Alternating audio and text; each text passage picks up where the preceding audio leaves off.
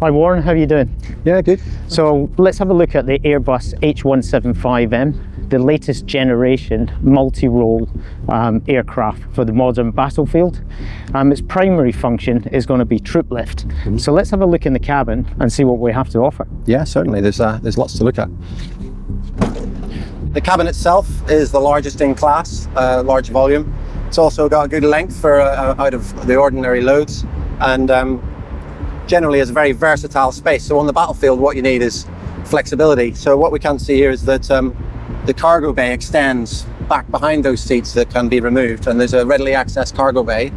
It's additional storage for their equipment after those seats. So plenty of berging storage up the rear. Absolutely, as well as round the cabin. And all readily accessible from the cabin. Yes. Okay, perfect. Now clearly you've got the troops in, you need to move them across the battlefield, so you need range. You talked about the fuel tank. How far are we going? Yeah, so that's, as I said, the versatility that this aircraft gives with over 2 tons of internal fuel. That can equate into 600 miles range or over 6 hours of endurance.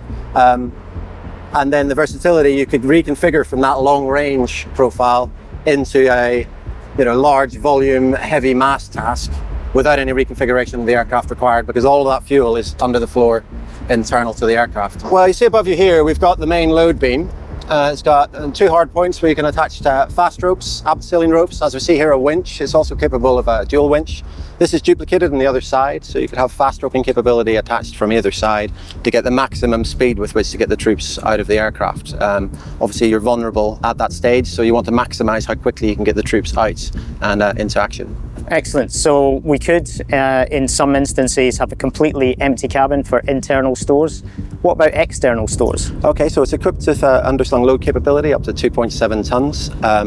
More than capable of doing that with a reasonable range to operate on the battlefield. That's easily lifting a 105 light gun. Easily and more. I mentioned we've got the large door and a large amount of cabin space. So for self-defense, it'll have a crew served weapon in a 7.62 or 0.5. The cabin itself, I mentioned, it'll have ballistic protection for the occupants. So the seats themselves, they're designed specifically for the additional weight that troops represent, and they're also crash-worthy seats, as well as armoured and crash-worthy seats for the front crew occupants.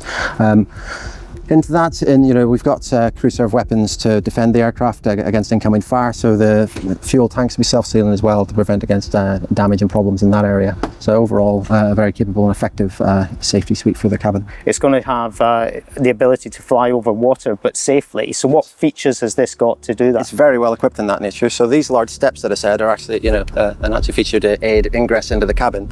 They actually, on both sides, include an installed life raft that comes with the aircraft. And you can see on the panels at the front and at the rear, mirrored on the other side, is flotation gear. Combined with that, if I close the doors again, you can see all the seats are facing the windows. Very large egress windows all along each side, directly in front of the passengers, so the egress capability of the aircraft is excellent.